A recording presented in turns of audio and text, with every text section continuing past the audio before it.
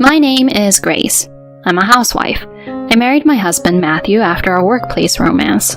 Our married life is smooth, without any complaints, and we live happily together every day. I've heard that many people struggle with their spouse's relatives after marriage, especially when it comes to a sister-in-law. I've heard that it can be quite troublesome.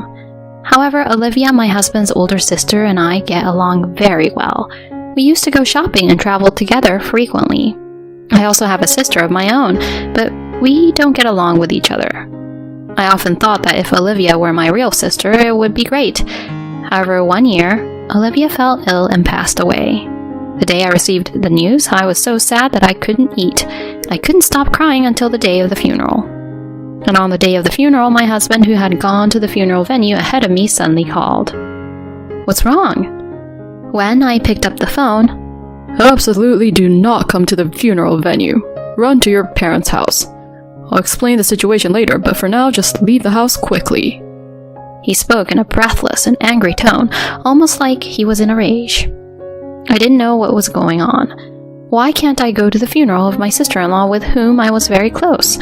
I arrived at my parents' house with an unsettled feeling. "What's wrong? Today was supposed to be Olivia's funeral."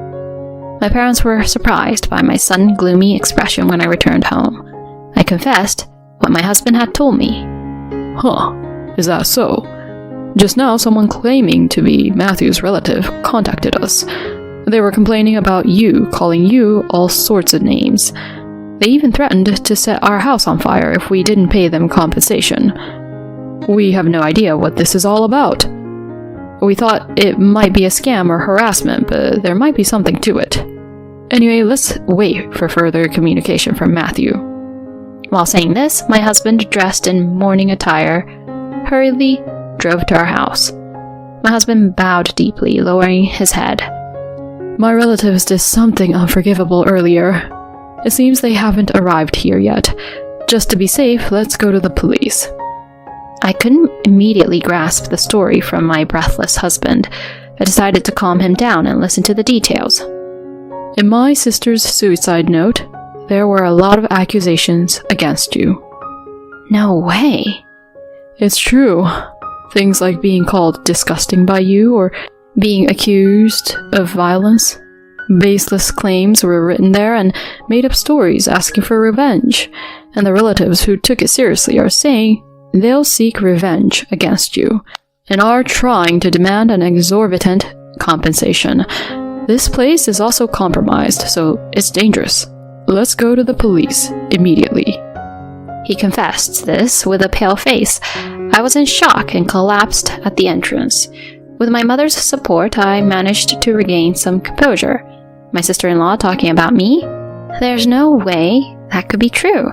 Even when I desperately searched my memory for any clues, I couldn't recall a single fragment of having done such a thing.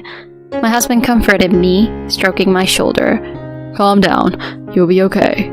It might be a fabrication. Maybe it was rewritten by my mother who dislikes you. My sister always spoke of you as if you were her real sister, saying how adorable you were. She used to talk about you with such happiness. It's unbelievable." He comforted me like this. However, I began to question whether things like fabricating or altering a suicide note could be so easily done. Even with my limited knowledge of the law, I quickly understood that tampering with such written documents would result in immediate legal consequences. "Anyway, if there was a phone call, relatives might come here." Feeling pressured, I left my parents' house. When I arrived at the police station, they immediately wanted to hear the details. I submitted the recorded abusive phone calls on my family home, and the smartphone video that captured my mother-in-law suddenly reading an unnatural suicide note at the funeral, as well as the furious reactions of relatives.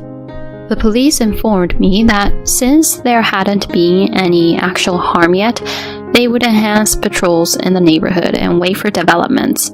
Still, the fact that we had consulted in advance, knowing it could work in our favor if something were to happen in the future, gave me some reassurance. However, shortly after returning home to my family's house, something happened that shattered that feeling of security. When my husband parked the car and got out, there was a commotion at the front door. I approached it, cautiously, wondering what could be the matter. Here I found my sister. Her cheek reddened from being hit. "It's all your fault." There were the angry shouts of unfamiliar middle-aged men and women. On the ground, my father's beloved golf club lay broken, and fragments of vases and ornaments were scattered around. It was likely that while we were discussing the matter with the police, my husband's relatives had unexpectedly stormed my family's house. Hey everyone, my wife really hasn't done anything.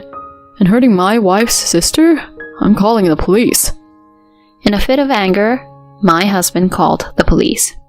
At his words, it was evident that the individuals who seemed to be uncles and aunts momentarily hesitated. "Oh, sister?" The two of them standing next to my husband finally seemed to realize that I, Grace herself, was there. It appeared they had come to the realization that it was my sister they had harmed. They seemed to have finally recognized their mistake. She's a vindictive woman, just as the suicide note suggests, preparing a doppelganger. How could you bully Olivia, whom we've cherished since childhood? "It's because of you that she suffered mentally and her illness progressed." And they continued to blame me, trying to approach me once again with a golf club in hand. However, realizing the seriousness of the violence towards my sister and the sound of things being destroyed at the front door, my father rushed in and grabbed his uncle's hand, shouting at him. Not content with just making rude phone calls, how dare you raise your hand to my eldest daughter? I had never seen such a frightening look from my normally gentle father. I couldn't help but shudder at the sight of him. My aunt and uncle were not convinced, and my father and them had a long struggle. Eventually, the police arrived. They put me in a police car for questioning. Grace, are you okay? I was in a state of shock due to everything that had happened, but my father's words snapped me back to reality. "Sis, I'm sorry, it's my fault." I rushed to my injured sister to apologize. My father too lost all the momentum he had earlier. I'm sorry I couldn't protect you, even before you got married, he said, feeling downcast, as my mother brought him an ice pack. He was trying to cool my sister's cheek down. My sister took it from him and applied it herself. "Huh? It's not your fault, you know. You might be plain and quiet, but you got along just fine with our late sister, who was so serious. This is assault, isn't it? And we can get money from those uncles earlier. It's a win." Elizabeth is saying this. My sister always has this kind of nonchalant attitude, even in situations like this.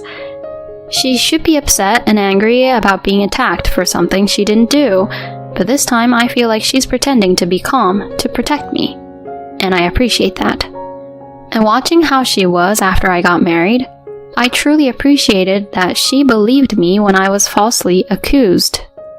That's why I couldn't forgive my husband's uncle and aunt for causing pain to such a sister of mine and for their violent actions. That night my husband said to me, I'll gather evidence. You stay here. If anything happens, please let me know. He said this, leaving me behind and heading to his own family's house. I felt anxious while my husband was away, but it seems that news of the unjust violence by his uncle and aunt spread among the relatives. After that, no more relatives came to my family's house. In the following days, we arranged a meeting. My parents, sister, husband, and in-laws, and several relatives, including my uncle and aunt, gathered at my husband's family home. It was a slightly spacious house. My uncle and aunt seemed to have a somewhat better understanding of the situation, but they still seemed to believe that they were in the right. If you admit to the bullying mentioned in the suicide note, we'll forgive you from now on. So please don't file a damage report either. They demanded an apology with outrageous reasoning like this and asked us to refrain from filing a complaint. At that moment, $20,000. My previously silent sister spoke up with those words first. What? What did you say? My uncle glared at her with a puzzled expression. If you give me $20,000, I'll hold off on filing a complaint. The place where I was hit hurts and I can't concentrate on my work. Plus, you need to compensate for the golf club and ornaments you broke. Hand over $20,000. My sister casually uttered those words while using her smartphone. My uncle's face turned bright red. What did you say? Is there such a ridiculous story just because she slapped someone once? How audacious. If a sister is a sister, then an older sister is an older sister. They berated in such a manner. To top it off, they turned to my parents and said, Raising such shameless sisters. Don't you feel ashamed as parents? They vented their frustration. My mother was calm, but firm. With all due respect, both sisters are adults. They should be expressing their opinions as individuals, not as children. Isn't it natural to respond to a rude person with rudeness? I cannot fully comprehend the fear and pain you felt when you were suddenly struck by them. I can't understand the anger since I've never experienced it. She replied quietly. Honestly, isn't the will more problematic than me? My sister spoke again, seeming to have no interest in her own situation. She yawned and casually asked, perhaps because the will, which could have been tampered with, had caused my husband's relatives to act outrageously. About that, it was indeed done by you, Mom, right? My husband turned to his own mother and questioned her. My nervous-looking mother-in-law, who had been restless for a while, flinched. I'm losing memory. My recollections are so unclear. She tried to excuse herself with a somewhat placating tone. Ignoring that, my husband unfolded a piece of paper. This is my sister's real will. The location where my mother hid it was written in my mother's diary, and I searched and found it. Someone fabricated a will full of lies, making it sound real and fooled our relatives. Who's the fool here? My husband suppressed his anger and spoke in a voice filled with disappointment. My mother, in her diary, she wrote cruel things like, it would be better if my son's wife had replaced his sister. She wrote cruel things without any hesitation. I can't consider her my mother anymore. My husband stared at his biological mother with a cold gaze. My mother-in-law's words gradually faded in front of that gaze, and in the end she was sobbing. My father-in-law, who had been quietly listening to the situation, spoke up. It's my responsibility for not seeing what kind of person she really was. Son, you don't need to have anything to do with this house and our relatives ever again. Live happily, far away. From now on, I will monitor her and ensure that you don't have to see her. It's the least I can do to make amends. My husband nodded in response to these words and then turned to the silent uncle and aunt. Please, go ahead and pay the $20,000 that were offered earlier. Otherwise, I will indeed file a police report with all the evidence we have. I would prefer that, but it seems to be your preference. My aunt and uncle shook their shoulders and glared at my sister. $20,000 to such an ill-mannered girl. Yay! I can buy bags from Louis Vuitton and Callaway golf clubs. Lucky! My sister had a triumphant expression, grinning broadly. Although I disliked some aspects of my sister's personality, this time I felt that her happiness wasn't just innocent joy. Our father's cherished golf club had been broken, our mother's carefully arranged vase was shattered, and I had been unjustly dragged into this absurd trouble. As a family of three, we were left stunned, and it seemed like she intentionally used rude language without any concern for our feelings. Despite the scene, my mother-in-law clung to my husband's legs, crying. You're all I have left. Only you, my beloved son. However, my husband's heart remained firmly closed. So does my sister not matter at all to you? The will was switched, wasn't it? That's right, isn't it? No. Listen to your mother. Can we please stop this already? How much more of an ugly person can you be? My father-in-law, still trying to assert his point, delivered a stern reprimand to my mother-in-law. I can't stand this anymore. Let's all go. Okay, let's leave the discussion about money for another day. Goodbye. My sister rose swiftly, seemingly scornful of our mother-in-law, and walked past the confused relatives who had discovered my mother-in-law's lies. With a confident stride, she headed for the front door. My parents followed her, and my husband, taking my bewildered hand, led me out of the house. At that moment, my husband said, "Even though she's like that now, she used to be a normal mother back in the day.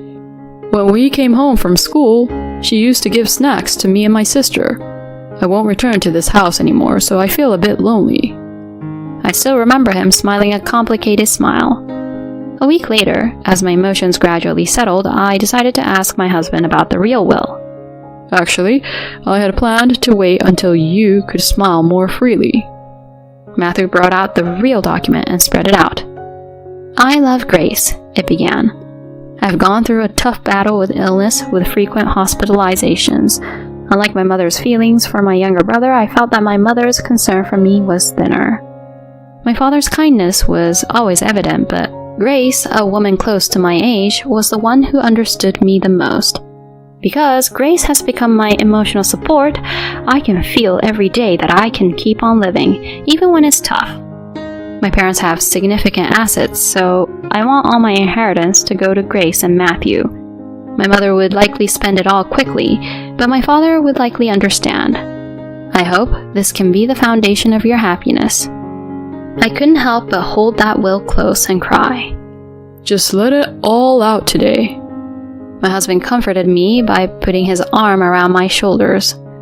From that day on, I decided to cherish the memory of my sister-in-law and live with a smile. I'll keep her legacy safely stored away until the day I can use it. Afterward, my sister settled with my husband's uncle and aunt for $20,000. She promptly sent them a photo list of what she had bought as compensation, along with a letter of thanks for the $20,000. It was truly her way of handling things, but perhaps it was not enough to alleviate the pain of the real beating she had endured. On a side note, through this experience, my relationship with my sister improved slightly, and she started inviting me to have meals together more often. As for our in-laws, my mother-in-law suffered a mental breakdown and aged rapidly. She became delusional, often mistaking complete strangers for me. "Matthew left because of you." It seems it even turned into a police matter. Despite it being her first offense and her mental state being taken into consideration, my mother-in-law was widely known as a dangerous individual. Despite this, my father-in-law did not abandon her as he had promised, and is taking care of her. We have cut ties with my husband's relatives and are currently living peacefully. When I look back, it was truly a terrifying experience. I do feel sorry for my father-in-law who knew nothing about it, but I still cannot forgive the fact that my mother-in-law trampled on her own daughter's feelings. For the sake of the older sister who prayed for us to live happily, my husband and I aspire to lead a long life together, taking it slowly and peacefully.